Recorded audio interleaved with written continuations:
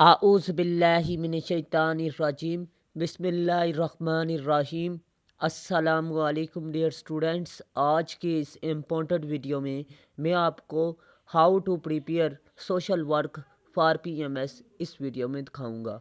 आप लोगों को बताता चलूँ, सिर्फ़ और सिर्फ आप लोग 2 हफ्तों में पीएमएस दोनों पेपर्स की तैयारी अच्छे तरीके से कर सकते हैं अगर आप लोग ये 15 चीज़ें आज आप लोग सीख लें। वो 15 चीज़ें कौन कौन सी हैं जी? वो 15 चीज़ें ये हैं जो कि मैं इस वीडियो में दिखा रहा हूँ। Tips and tricks for social work, paper attempting तकनीक्स फॉर सोशल वर्क और क्वेश्चन अटेम्प्टिंग तकनीक आपको इस वीडियो में दिखाऊंगा। इम्पोर्टेंट क्वेश्चन दिखाऊंगा और how to prepare a question, सवाल को तैयार कैसे करना है। How to check social work paper के पेपर आपका किस तरह चेक होता है, पेपर प्रेजेंटेशन आपने किस तरह करनी है और पास्ट पेपर में से आपने कैसे सवाल तैयार करने हैं। How to write a heading, how to write introduction of a question, ये सारा कुछ आपको इस वीडियो में दिखाऊंगा। अगर आप लोग ये 15 चीज़ें जो मैं इस वीडियो में दिखाऊंगा आप सीख लें, अगर आप सीख लें तो आपके अच्छे नंबर आ जाएंगे। अब बात करते हैं 11वें पॉइंट की। हाउ टू राइट कंक्लूजन आपको इस वीडियो में दिखाऊंगा। हाउ टू राइट कोटेशन, आपको कोटेशन लिखने का भी तरीका ज़्यादातर उम्मीदवारों को नहीं पता होता, ठीक है, ये आपको दिखाऊंगा। How to write main body, आपने मेन बॉडी किस तरह लिखनी है जी। और डिमेंशन ऑफ आ क्वेश्चन, कि किस तरह के सवाल पूछे जाते हैं। Time table for social work, आपने टाइम कितना देना है, किस सवाल को कितना वक्त देना है, ये सारा कुछ आपको इस वीडियो में दिखाने वाला हूँ। तो काइंडली आपने इस वीडियो को लाजमी आखिर तक वॉच करना है। सबसे पहले टिप्स एंड ट्रिक्स आपको सोशल वर्क के बता रहा हूँ। राइट स्टार्ट, आपने हर सवाल का एक अच्छा सा इंट्रोडक्शन तैयार करके जाना है। बैकग्राउंड ऑफ क्वेश्चन, हाँ जी, कि आपने पस मंज़र लाजमी तैयार करके जाना है, ठीक है। उसके अलावा थियोरेटिकल टिप्स को आपने फॉलो करना है। अपडेट्स फैक्ट्स एंड फिगर आपने ऐड करने हैं, मतलब ताज़ा तरीन आपने फैक्ट्स एंड फिगर, कोटेशन और example, conclusion, paper sequence of heading, question and sentence, मतलब आपने तरतीब के साथ हेडिंग की तरतीब लिखनी है, सवालों की तरतीब भी आपकी एक जैसी होनी चाहिए। अब बात करते हैं कि आपका स्ट्रक्चर ऑफ हेडिंग, हेडिंग लिखने का तरीकाकार क्या होना चाहिए। उसमें 5 चीज़ें आ जाती हैं। एक किसी भी हेडिंग को आप लिख रहे हैं तो ये 5 स्टेप्स को आपने फॉलो करना है। Topic sentence, extension of paragraph, explanation of paragraph और एग्जाम्प्लिफिकेशन ऑफ पैराग्राफ और कंक्लूजन को। अब बात करते हैं ये 5 चीज़ें हैं क्या, आपको डिटेल से बताऊंगा ताकि आपको अच्छे तरीके से मेरी बात समझ में आ जाए। तो सबसे पहले टॉपिक सेंटेंस की बात करते हैं। टॉपिक सेंटेंस क्या है जी? टॉपिक सेंटेंस, फ़र्ज़ कर लें कोई भी हेडिंग आप दे रहे हैं, हेडिंग है आपकी जी, कोई भी हेडिंग आप फ़र्ज़ कर लिख रहे हैं, फ़र्ज़ कर लें आपने लिखा जी फ़राइज़ो ज़िम्मेदारी से आगाही, तो आपने लिखना है समाजी कारकुन को अपने करदार और ज़िम्मेदारियों का इल्म होना चाहिए ताकि अपने करदार की वजाहत कर सके, ठीक है। एक्सटेंशन ऑफ पैराग्राफ, आपने अपनी बात को लंबा करना है, इससे कारकुन के दरमियान और मौक्कल के दरमियान किसी किस्म की गलत फहमी की गुंजाइश नहीं रहेगी। ये आपकी एक्सटेंशन होगी, बात को लंबा चौड़ा करें, ठीक है। अब बात करते हैं नेक्स्ट आपने कौन सा स्टेप फॉलो करना है। नेक्स्ट आपको बताता चलूँ कि आपने टॉपिक सेंटेंस और एक्सटेंशन ऑफ पैराग्राफ की क्या कर देनी है, तशरीह कर देनी है। आपने कहना है जी दूसरी तरफ मौक्कल को भी अपने हकूक़ व फ़राइज़ से वाकफ़ियत हासिल हो जाती है जो इनमें समाजी शऊर और एहसास और ज़िम्मेदारी पैदा करने के लिए ज़रूरी है, ठीक है। आगे आपने ये एक्सप्लेनेशन कर दी, आगे भी आप लिख सकते हैं, 2 सेंटेंसेस काफ़ी हैं। एग्जाम्पलिफिकेशन, यहाँ पर आपने फैक्ट्स एंड फिगर, कोटेशन और इसके अलावा आप लोग कोई भी एग्जांपल भी लिख सकते हैं। रेलिवेंट है तो लिखें, अदरवाइज़ ना लिखें, ठीक है। ये आपको मैंने बता दिया हेडिंग लिखने का एक अनमोल तरीका, ठीक है। किसी भी हेडिंग को आपने इसी तरह लिखना है, ठीक है। आपको बता दूं, अगर आपको नहीं समझ आ रही, आपने टॉपिक सेंटेंस, एग्जाम्पलिफिकेशन और कंक्लूडिंग लाइन लिख कर हेडिंग ख़त्म कर सकते हैं। अगर आपके पास नॉलेज नहीं है, अगर है तो फिर भी ये 5 स्टेप्स को लाजमी फॉलो करें। अब बात करते हैं कंक्लूडिंग लाइन। आपने इसमें लिखना है जी। इसी तरह कहा जा सकता है कि समाजी कारकुन को अपने हकूक़ फ़राइज़ और किरदार का इल्म होता है। ये आपकी कंक्लूडिंग लाइन होगी। मतलब समाजी कारकुन का मुख्तलिफ़ किरदार, यानी ये रोल ऑफ सोशल वर्कर, ये आपका सवाल था। तो आपने इसी तरह कंक्लूडिंग लाइन में क्या लिख दिया, हकूक़ फ़राइज़ को भी बयान कर दिया और सवाल वाली बात को भी। तो ये आपकी कंक्लूडिंग लाइन होगी। आपको हेडिंग लिखने का तरीका नहीं समझ आया तो अगेन वीडियो देखिएगा। अगर फिर भी नहीं समझ आया तो थर्ड टाइम देखिएगा, इंशाल्लाह आपको समझ आ जाएगी। अब बात करते हैं कि आम तौर पर लोग किस तरह पेपर अटैम्प्ट करते हैं। पहला सवाल करते हैं गुड, उसमें 16 नंबर एग्जामिनर देता है। दूसरा सवाल नॉर्मल होता है, उसमें भी 14 नंबर एग्जामिनर दे देता है। तीसरा जो सा होता है जी, वो नॉर्मल होता है, उसमें 12 नंबर। चौथा बैड होता है, उसमें 10 नंबर देता है। पांचवा या तो हम आधा लिख देते हैं या बहुत बुरा लिखते हैं, और वो 8 नंबर देता है, और टोटल 73 मार्क्स हमारे आ जाते हैं। अब मैं आपको जो तरीक़ाकार पेपर अटैम्प्टिंग तकनीक का सिखाऊंगा, ठीक है, तो अगर आप उस को फॉलो करेंगे तो आपके कम से कम 4 नंबर बढ़ जाएंगे। अगर 4 नंबर बढ़ते हैं तो मल्टीप्लाई आप 10 पेपरों से भी करें तो 40 नंबर आपके बढ़ जाते हैं। आपने हर सवाल हर पेपर को इसी तरह अटैम्प्ट करना है, ठीक है। अब बात करते हैं किस तरह आपने करना है जी। ये आपको बता दूं कि फ़र्स्ट क्वेश्चन आपका नॉर्मल होना चाहिए, ना बुरा होना चाहिए ना अच्छा होना चाहिए, ये याद रखिएगा। आपने नॉर्मल स्टूडेंट, वहाँ पर नॉर्मल कैंडिडेट आपने ज़ाहिर करना है, क्योंकि एग्जामिनर के भी जहन में होता है कि बच्चे ने पहला सवाल अच्छा किया, वो पहले में नंबर देता है, दूसरे में नंबर ही नहीं देता। जब आपने नॉर्मल लिखा है तो वो आपको 15 नंबर देगा।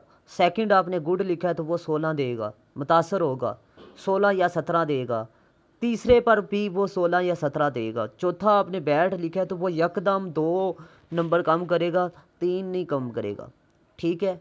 अब बात करते हैं पांचवा क्वेश्चन आपका नॉर्मल है तो फिर भी 15 नंबर, 77 मार्क्स आपके बन गए। ये टेक्निकल तरीका है एग्जामिनर को मार देने का, ठीक है, एग्जामिनर से नंबर छीनने का एक तरीका है, ठीक है। तो आपने इस तकनीक को फॉलो करना है, ये बहुत ही आला तकनीक है। अब बात करते हैं नेक्स्ट। मैं आपको बता दूं कि अगर आप लोग CSS और PMS के ऐसे के हवाले से परेशान हैं तो आप लोग मेरे ऐसे के नोट्स परचेज़ कर लें, आपका ऐसे का पेपर क्लियर हो जाएगा। आपको बता दूं CSS PMS और तहसीलदार के पेपर में ऐसे की एक किस्म आती है जी डिस्क्रिप्टिव, और डिस्क्रिप्टिव ऐसे आपका मसाइल पर होता है, जैसे कि वुमेन के मसाइल, जेंडर के मसाइल, एक हो गया थीम, दूसरा सोशल इवल्स, तीसरा करंट अफेयर्स, चौथा एजुकेशन के मसाइल, पांचवा डेमोक्रेसी, प्रॉब्लम्स ऑफ लॉ, और इसके अलावा आपके जितने भी रेगुलेशन ऑफ पावर वगैरह के मसाइल हैं ये सारे इसी में क्लियर होते हैं। और इसके अलावा छठा थीम है जी आर्टिफिशियल इंटेलिजेंस या साइंस के मसाइल जो उनसे हैं, इन पर ऐसे हर साल पूछता है। अगर आप लोग मेरे ऐसे के नोट्स परचेज़ कर लेते हैं तो आप लोगों ने सिर्फ़ और सिर्फ relevant facts and figure quotation add करके जानी है। बाकी आपको बताता चलूँ कि ये जो सा मटेरियल होगा ये डिस्क्रिप्टिव ऐसे के लिए है, तो इसीलिए आप लोगों ने सिर्फ रेलिवेंट उठा के लिखने हैं, रेलिवेंट की पॉइंट्स आपने याद करने हैं, वही उठा के लिख देने हैं, ठीक है। और ये ट्रेनिंग आपको दी जाएगी, मैं अपनी क्लासेस में दूंगा इंशाल्लाह टेस्ट सेशन में, कि आपने रेलिवेंट की पॉइंट्स उठा के किस तरह लिखना है। ये मैं मटेरियल आपको सेंड कर दूंगा, मटेरियल आपने सिर्फ तैयार करना है टेस्ट सेशन में, और वो टेस्ट देना, आपको वो ट्रेनिंग सिखाऊंगा मुकम्मल प्रॉपर तरीके से कि आपने इसे तैयार कैसे करना है, मटेरियल को, इसको पुट कैसे करना है। क्योंकि आपको बता दूं कि इंट्रोडक्शन में भी आपने पुट करना है वो मटेरियल, तो आपने इंट्रोडक्शन में उसका जिक्र तो करना है ना। अब किस तरह जिक्र करना है ये मैं आपको बताऊंगा, कंक्लूजन में आपने किस तरह जिक्र करना है ये आपको ट्रेनिंग में टेस्ट सेशन में बताऊंगा। आप लोगों को बता दूं दूसरे अल्फाज में सिर्फ 6 ऐसे दूंगा, 600 ऐसे आपका क्लियर होगा, और ये CSS क्वालिफायर टीचरों से चेकशुदा हैं। और इसके अलावा आपको बता दूं कि आप लोग हज़ारों रुपये लगा देते हैं क्लासेस पर, लाखों रुपये आप लगा देते हैं, ठीक है, तैयारी पर, लेकिन फिर भी CSS PMS का ऐसे पास नहीं होता। तो अगर आप लोग मेरे ऐसे में से तैयारी करेंगे तो इंशाल्लाह आपका पेपर पास हो जाएगा। ये लिटरेरी ऐसे के लिए नहीं है और आर्ग्यूमेंटेटिव ऐसे के लिए नहीं है, ठीक है, ये सबसे पहले मैं आपको बता रहा हूँ, क्योंकि इनमें सब्जेक्टिविटी का एलिमेंट ज़्यादा होता है लिटरेरी और आर्ग्यूमेंटेटिव ऐसे में।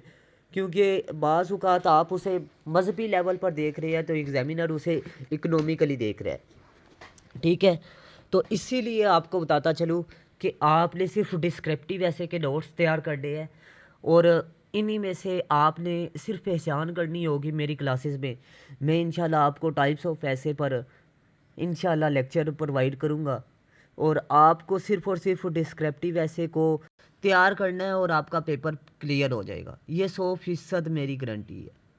अगर आप लोग मेरे नोट्स परचेज़ करना चाहते हैं या क्लासेस लेना चाहते हैं तो मेरे व्हाट्सअप नंबर पर कांटेक्ट कीजिएगा। अब बात करते हैं कि आपने सवालों में क्वेश्चन अटेम्प्टिंग तकनीक में क्या चीज़ सीखनी है, कि मतलब एक सवाल के कितने हिस्से होते हैं। आपको बता दूं 10% आपका ऐसे का इंट्रोडक्शन, ऐसे का भी और इसके अलावा सवाल का भी इंट्रोडक्शन होना चाहिए। अगर 20 नंबर का सवाल है तो आपको पता होना चाहिए 1 नंबर आपका इंट्रोडक्शन का है, 1 नंबर आपका कंक्लूजन का है। तो आपको पता होना चाहिए 2 नंबर का आपका इंट्रोडक्शन है, 2 नंबर का आपका कंक्लूजन है, और 16 नंबर की आपकी बॉडी है। मतलब 8 की पॉइंट आपने लास्ट में लिखने हैं। ठीक है, अब बात करते हैं इम्पोर्टेंट क्वेश्चंस की चौथे नंबर पे। तो आपको बता दूं इंग्लिश और उर्दू वाले ये ज़रा गौर से सुनिएगा। Define social work, write it properties, social work की खसूसियात, properties of profession of social work. आपने सवाल तैयार करना जी, सोशल वर्क के पेशे की भी खसूसियात आपने लिखनी है। एक सोशल वर्क की खसूसियात, दूसरा उसके शोबे की भी खसूसियात। Define social work and historical development of social work in Pakistan. जी, सोशल वर्क की तारीखी लिहाज से जो डेवलपमेंट हुई है उसको बयान करना है आपने। ठीक है, आगे जी, what makes Pakistani culture distinctive at global level. Most important सवाल है पाकिस्तानी कल्चर की खसूसियात पर। ठीक है, define socialisation, write it important factors and sources. हाँ जी, अशराकियत से क्या मुराद है, इसकी अहमियत, इसके फैक्टर्स और इसके ज़राए लिखें। Define social institution, right it properties types. Very very important सवाल है, इसमें से हर साल सवाल पूछता है। आपको बताता चलूँ कि तलीमी अदारे, सियासी अदारे, समाजी अदारे, माशी अदारे, और इसके अलावा आपको बता दूँ तफरी अदारे, इनकी खसूसियात वो पूछता है। ठीक है, इनके असरात पूछ लेता है, या इन पर नोट पूछ लेता है। आपने इनको अच्छे तरीके से तैयार करके जाना है। अगर आप लोग इनको नज़रअंदाज करेंगे, इनके नज़रियात को, तो आपका पेपर क्लियर नहीं होगा। इनकी एक डिमेंशन आपने नज़रियात, दूसरी डिमेंशन आपने खसूसियात, और तीसरी असरात। ठीक है, इनको लाजमी तैयार करके जाएं। Right properties of Sindhi women, women नहीं, सिंधी कल्चर। ठीक है, मतलब आपने सिंधी कल्चर की खसूसियात तैयार करनी है। Discuss the concept of welfare state in Islam. Islam की रोशनी में वेलफेयर, एक फलाही रियासत का तस्वर पर बहस करें। नेक्स्ट है जी, difference between village life and city life. जी, आपने इसकी खसूसियात और खामियां भी तैयार करनी है, विलेज लाइफ की और सिटी लाइफ की। ठीक है, आगे बात करते हैं जी, write properties of caste system, ज़ात पात की खसूसियात और खामियां तैयार करनी है। Write problems of Pakistan such as drug addiction, our population. ठीक है, ये जितने भी टॉपिक मैं आपको बता रहा हूँ, इनकी आपने, इनके असरात आपने तैयार करने हैं, इनके इफ़ेक्ट्स तैयार करने हैं, इनके सबब तैयार करने हैं, इनके हल तैयार करने हैं, इनके मसाइल आपने तैयार करने हैं, लाजमी तैयार करने हैं। इनमें से पेपर लाजमी है। अब पेपर 2 की बात करें, define social work, write its components, इसके अज्जा आपने तैयार करने हैं। Write importance of social research as a problem solving. हाँ जी, सोशल रिसर्च की अहमियत बयान करनी है आपने। आगे जी, तीसरा सवाल है, write stages of group development. आपने मराहल बयान करने हैं ग्रुप डेवलपमेंट के। Write properties of different tools of data collection of social research. आपने खसूसियात लिखनी है जी tools of data collection, data को जमा करने के रिसर्च में। ठीक है, आगे जी, define social welfare administration, write it importance. आपने इसकी अहमियत तैयार करनी है। सवाल नंबर 6 है जी, write note types of social groups. Social group की इकसाम को बयान करना है, difference between community development and community organisation में फ़र्क और इसकी खसूसियात आपने तैयार करनी है। आगे जी, define welfare society, how is social action is important in social work, के सोशल एक्शन कितना अहम है, यानी सोशल एक्शन की अहमियत आपने लिखनी है। सवाल नंबर 9 है, write the important role of profession social welfare worker in Pakistan, Pakistan में सोशल वर्कर का करतार आपने लाजमी तैयार करके जाना है। आगे बात करते हैं जी, social work is essentially a problem solving, यानी आपने इस सवाल को लाजमी तैयार करना है। सवाल नंबर 11 है जी, write the role of disaster management, यानी कुदरती आफात में डिज़ास्टर मैनेजमेंट अथॉरिटी का करतार आपने तैयार करना है जी।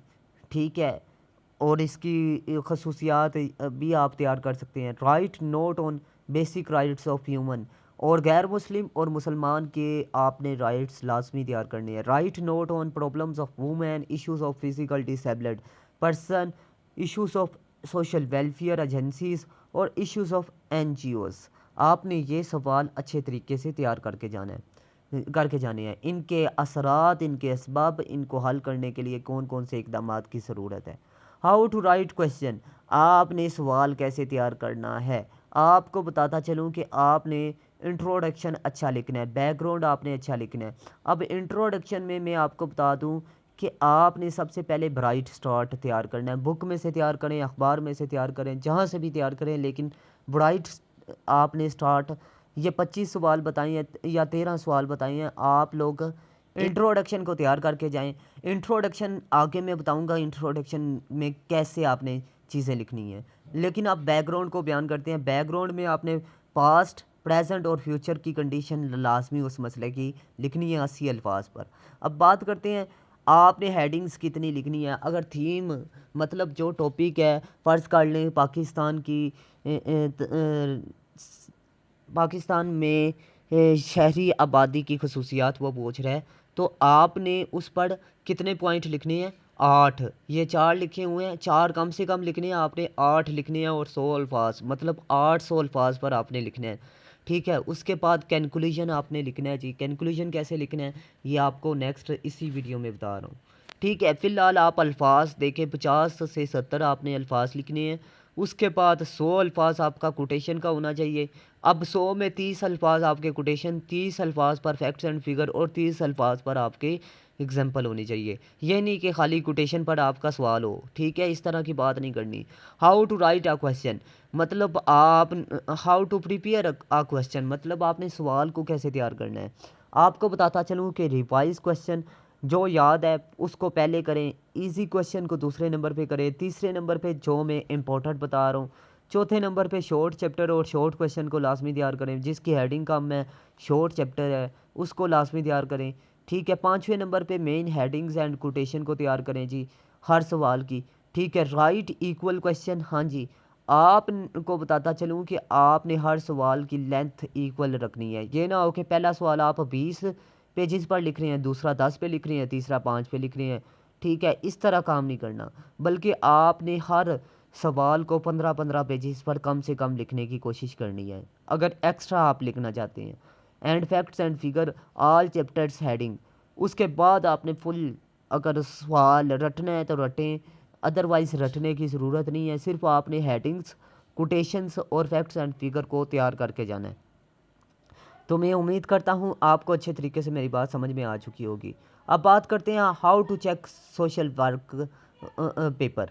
हाँ जी, 2 मार्क्स आपके इंट्रोडक्शन के हैं, 8 हेडिंग्स के हैं। ठीक है, 8 हेडिंग्स आपने लिखनी है, 8 × 2, 2 नंबर की आपकी हेडिंग होती है। हेडिंग में आपको बताता चलूँ कि आपने 5 स्टेप्स फॉलो किए होंगे तो आपको नंबर मिलेंगे, अदरवाइज़ नहीं मिलेंगे। 2 मार्क्स आपके कैलकुलेशन के होते हैं।